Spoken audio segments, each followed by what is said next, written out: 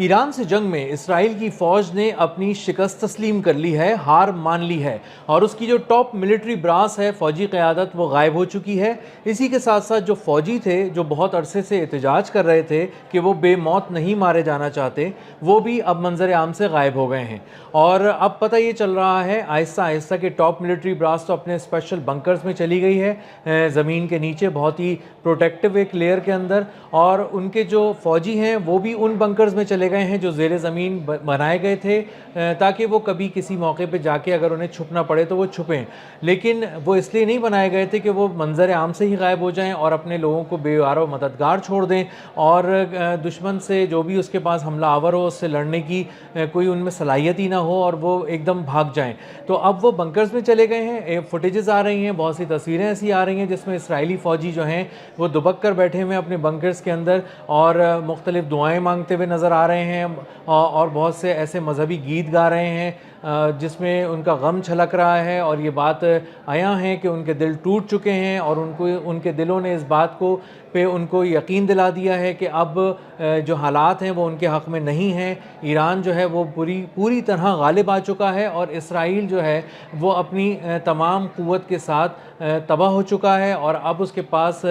कोई ऐसी ताकत का कोई महवर ऐसा बचा नहीं है जिसको वो फॉलो करते हुए अब ईरान पर किसी तरह का अटैक कर सकें या ईरान के आने वाले जो मिज़ाइल हैं उनसे अपना दिफा कर सकें। सरहदों पे भी पहले ये फ़ौजी जो थे वो बराए नाम ही तैनात थे। असल में तो इसराइली फ़ौज जो बनाई गई थी वो इसीलिए बनाई गई थी कि किसी भी तरह वो मज़लूम जो फ़लस्तीनी हैं, जो निहत्ते फ़लस्तीनी हैं, जो बच्चे हैं, जो औरतें हैं, जो मर्द हैं, उन पे मज़ालिम ढा सके। और हमने देखा भी कि पिछले 2 साल के दौरान क़यामत ख़ेज़ मनाज़िर हमने गज़ा से आने वाले देखे कि जिसमें उन्होंने मज़लूमों को बुरी तरह कुचल के रख दिया और उनकी खून से एक ज़ुल्म की एक ऐसी दास्तान रकम की जो मिटाई नहीं जा सकती, भुलाई नहीं जा सकती और वो दर्दनाक मनाज़िर हमेशा ज़हनों में महफूज रहेंगे। और उन मनाज़िर को देख के, जिन मनाज़िर को देख कर बहुत से, हम तो खैर मुसलमान हैं, हमें तो तकलीफ़ होती ही थी अपने मुसलमान भाइयों को तकलीफ़ में देख कर, लेकिन बहुत से ऐसे लोग जो मुसलमान नहीं थे दुनिया में लेकिन सिर्फ उनमें दर्द दिल था, उन्होंने ही उन मनाज़िर को देख के उनके दिल फटने लगे और वो उनके दिमाग में धमाके होते थे और वो आवाज़ उठाते थे, चीखते थे दुनिया भर में और मुर्दा जो ज़मीर था दुनिया का उसको झंझोड़ते रहते थे कि किसी तरह जाओ और फ़लस्तीन में जो मज़लूमों पे जुल्म किया जा रहा है, जुल्म की एक दास्तान रकम की जा रही है, उसको किसी तरह रोको। वहाँ पे बच्चे भूख से बिलक रहे हैं, तड़प रहे हैं, ज़ख्मी हैं, पैदल चल रहे हैं, मीलों पैदल चल रहे हैं और ऊपर से उन पे तैयारे हैं, बम हैं और इसके अलावा बारूद की बू है फ़िज़ा में और मौत उनके सर पे मंडलाती रहती है। और इस हालत में जब वो भूखे प्यासे चलते हैं तो वो जा रहे होते हैं किसी महफूज शेल्टर के लिए और उन्हें कहीं पे वो महफूज जगह नहीं मिल पाती, कोई छत नहीं मिल पाती जहाँ पे जाके वो अपने आप को महफूज तसव्वुर कर सकें। तो इन हालात से गुज़रे हैं फ़लस्तीनी और अब बिल्कुल उन्हीं तरह के हालात से गुज़र रहा है इसराइल कि जिसमें उसके लोग बेयार व मददगार हैं, शेल्टर होम्स में पड़े हुए हैं, वहीं पे बम आके गिर रहे हैं, वहीं मिज़ाइल आके गिर रहे हैं, वो मर रहे हैं, उनके कज़न्स मर रहे हैं, ख़ानदान के लोग मर रहे हैं। उन्हें पता है कि उनके प्यारे मारे जा चुके हैं और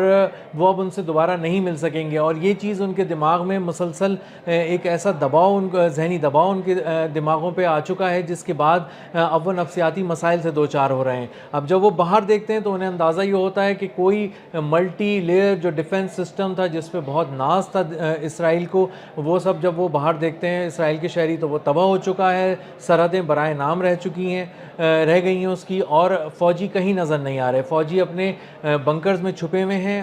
वो दुआएं कर रहे हैं। फ़ौजी क़यादत फ़ौजियों से कट चुकी है और वो उनसे इसलिए रब्ता नहीं कर रही क्योंकि उन्हें पता है कि फ़ौजी जो हैं वो बगावत कर चुके हैं और उन्होंने ये इस बात का ऐलान कर दिया है कि वो बेमौत नहीं मारा जाना चाहते। वो ऐसे दुश्मन के साथ नहीं लड़ सकते जो नज़र ही नहीं आ रहा और ऐसे दुश्मन के साथ नहीं लड़ सकते जिसके सिर्फ मिज़ाइल आ रहे हैं और उनके डिफेंस सिस्टम तबाह हो चुके हैं। हाथ में अगर गन पकड़ लेंगे वो तो किस तरह जाके दुश्मन से लड़ सकेंगे, दुश्मन तो सामने है ही नहीं। और उन्हें इस बात का भी अब समझ में अच्छी तरह आ गई है कि جو ان کی ملٹری براس تھی وہ بھاگ گئی ہے، اور وہ جو ہے گیدڑ نکلی ہے، وہ بزدل نکلی ہے، اور اس نے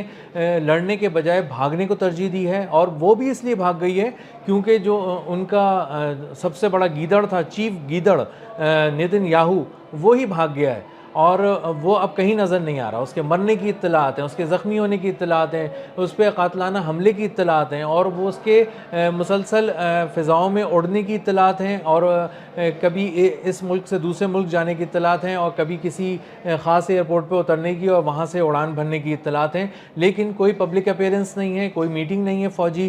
جو نیتن یاہو نے کی ہو، کہیں عوام میں نہیں آیا، کسی سرکاری دفتر سے اس نے رابطہ نہیں کیا، نہ اس کے کسی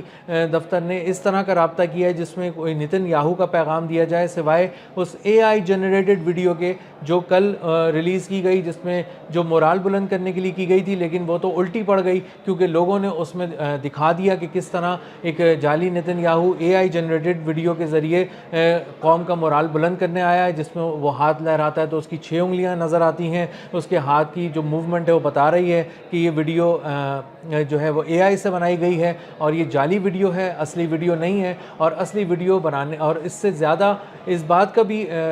اس کو تقویت ملتی ہے کہ نیتن یاہو مارا جا چکا ہے، کیونکہ اب اسرائیل کو یہ ضرورت محسوس ہو رہی ہے کہ وہ جعلی ویڈیوز کے ذریعے لوگوں کو یہ یقین دلائے، اور خاص طور پہ دنیا کو یہ یقین دلائے کہ نیتن یاہو زندہ ہے، وہ خیریت سے ہے، اور کہیں محفوظ مقام پر ہے، لیکن وہ محفوظ مقام کیا ہے وہ فوجی قیادت کو نہیں پتا، سیاسی قیادت کو نہیں پتا، امریکہ کو نہیں پتا، اور امریکہ کے اس خاص ایلچی کو نہیں پتا جو اس سے ملنے کے لیے تل اویو آنے والا تھا۔ میٹنگ شیڈیول تھی، لیکن آخری لمحے میں وہ میٹنگ کینسل کر دی گئی۔ تو یہ اسرائیل کا اعتراف شکست ہے ہر لحاظ سے، سیاسی، عسکری طور پہ، اور اس کی فوجی قیادت یہ اعتراف کر کے غائب ہو چکی ہے، چھپ چکی ہے، یا تو ماری جا چکی ہے یا چھپ چکی ہے، اور اسی طرح اس کے فوجی بھی جن کے پاس لڑنے کے لیے اسلحہ بھی نہیں تھا، اور ان کو وہ ہتھیاروں کے لیے دہائیاں دے رہے تھے، اور اس کے بعد وہ خود بھی غائب ہو گئے کیونکہ انہیں پتا تھا کہ اب یہ ون سائیڈڈ جنگ ہے، ایران بری طرح حاوی ہو چکا ہے اس جنگ میں، اور اب وہ صرف مارے گا، اور اس کی طرف گولی چلانے کا تو کوئی آپشن اب بچا ہی نہیں ہے۔ تو یہ اعتراف شکست، اسی اعتراف شکست کے ساتھ اسرائیل جو ہے وہ ڈس انٹیگریٹ ہو چکی ہے، اس کی حکومت مفلوج ہو چکی ہے اور ختم ہو چکی ہے، اور اب بس صرف اس کا اعلان ہونا باقی ہے۔